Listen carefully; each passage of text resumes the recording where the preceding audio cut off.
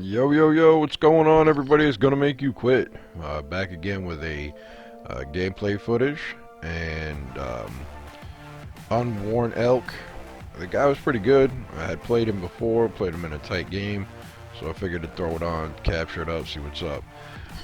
I'm gonna talk you guys through the game a little bit and kind of what my thinking was throughout the game and some of the decisions that that I went through.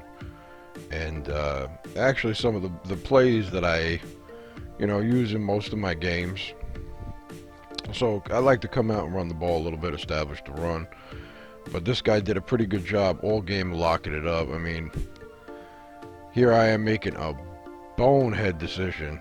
I mean, I don't know what I was thinking. I saw his user over top, so I figured maybe I'd go over. I'll test him a little bit. I got very lucky over there. Right after that, I kind of lock in and stop making that bad play. So I sent my tight end on a streak there because I knew his user was over top, and hit him underneath with Breida. I mean, these games, when you get into the top 100 and you start making these, playing these top competitors, I mean, people start getting, pretty good overall. Here I am running the stretch to the right. He boxed it up. Pats are a tough defense to play against.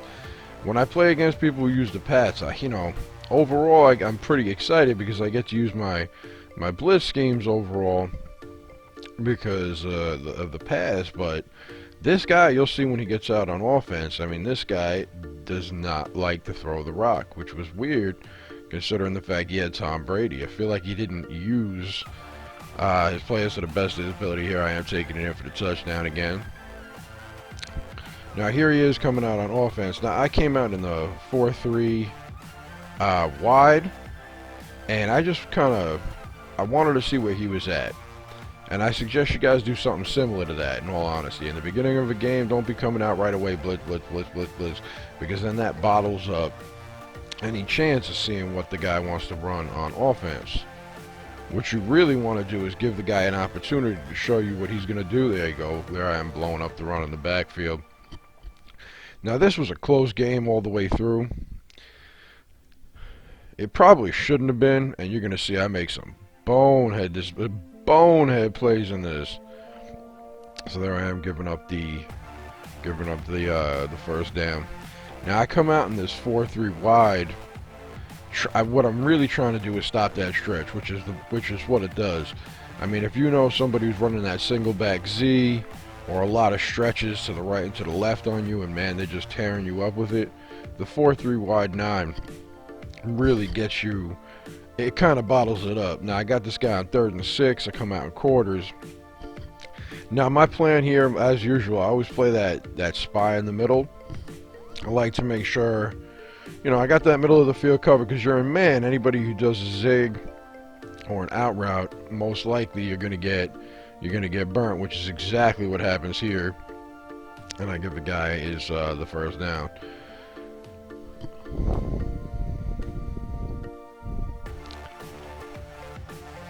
Now again, I overplayed the stretch on that one. See, he got me good there. That's the other setup. I mean, if you guys are running, you're running against a good team who's got a good run offense and mixes it up.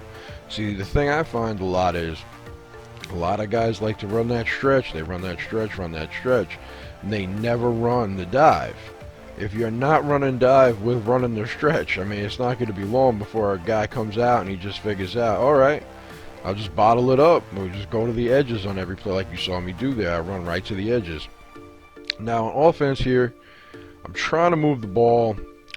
My main game plan in most games, and you guys are going to see this as I start to post more videos, but I really want to pound the rock. I don't care what team I'm playing with. I don't care what the running back is. Like, a lot of guys just like, oh, I'm going to run with the Niners because they got 3 running backs, and I gotta be honest with you, I like to play with the Niners a lot because they got that 3-headed monster.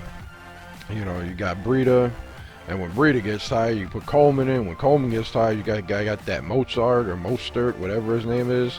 And man, let me tell you something. You got these guys. There's nothing you can do about it. Like, you never have to. In all honesty, there are games that I've played, and I could probably do a challenge video on this, where you don't run. You just don't pass the ball all game. And not to say that the Niners don't have a good passing offense, because, you know, Jimmy G, he gets the ball out the back. You know, he can launch it a little bit. I mean, it's, you know, and he's got Goodwin, who's got, I think, 98 speed. But you don't need it. You really don't. Here I am coming out one of my favorite plays, a sail.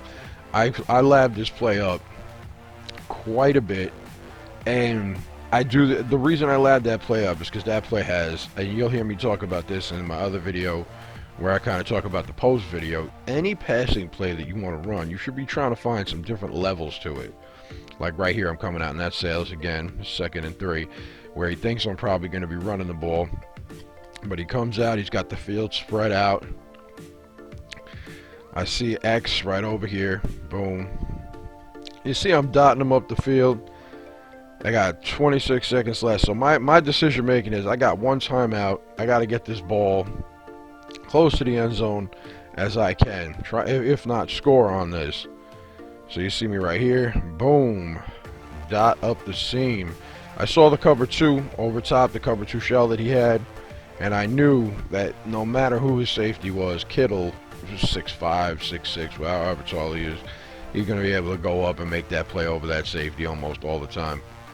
Here I am almost giving it all back on the first play coming out of the third. Now, like I said, this guy played the run. He ran all game long.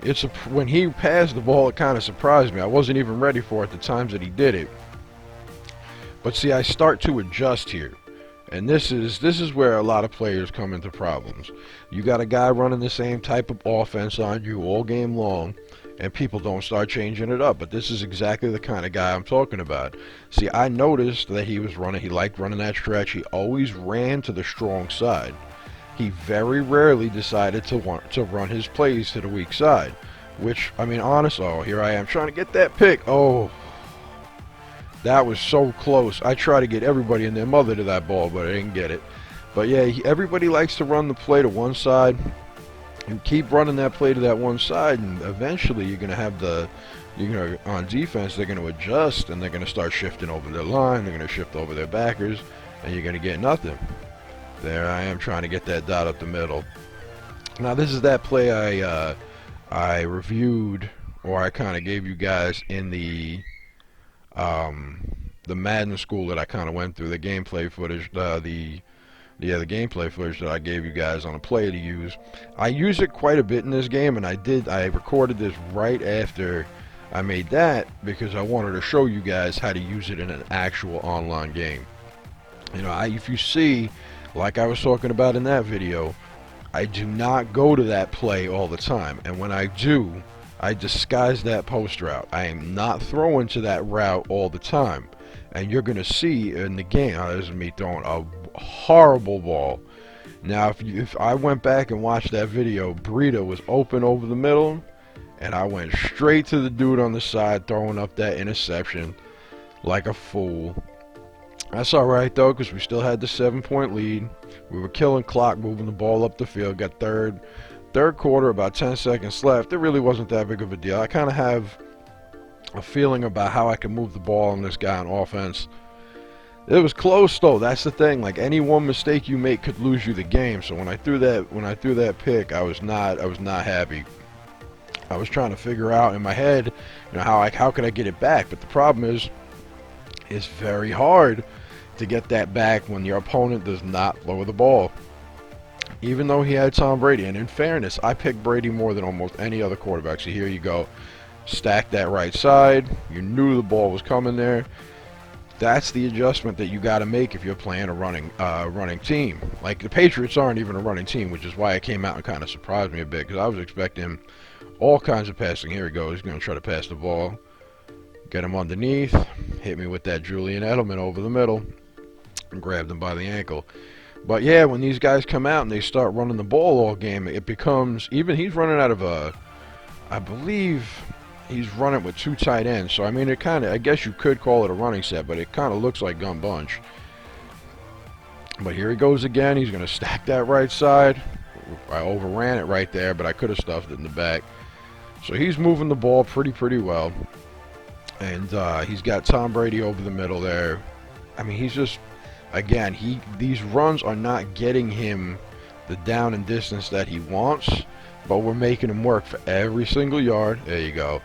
That was me. If you overcommit like I did there, I took my safety all the way down because I thought I was going to bottle up that run, and he hit me over the top. So now this is the post play. Here, take a look at this. We got 1:09 left. I throw the post play the first time. He doesn't notice it, so he drags his safety on the right side down, and I knew he was going to play on Kittle. I told you this in the video, and you got to start playing people like this. Good one, bang, right over the top. Now I gotta say, your boy makes a big mistake there. Now, instead of I wouldn't say I should bring it in for the touchdown, because when you're playing a tight game against somebody, you don't want to give him any other time, because he could start slinging the rock with Tom Brady. But I end up putting the ball back here on the 26. I probably should have ran it up a little bit more than that. I had broad daylight. I could have ran it in. So I start running it in, and I make some bonehead plays.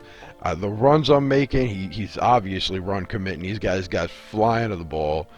And there I am diving to the route. I don't even know what I'm doing. But I got that 6 seconds left. And we make that ice kick right there. We got some ice in the veins. Now, this was a good game. This guy played it close. I got some more gameplay footages that I'm going to be editing and posting up soon. What I like to do is mix it up. So I got some Cleveland Browns footage to put up. I'm going to be recording with just about anybody. You watching this video and you want to see me play with a specific team, show you a scheme to play with that team, feel free, man. Post, comment, or a question down there, and I'll make it happen. Alright guys, thank you so much for watching the video. Peace.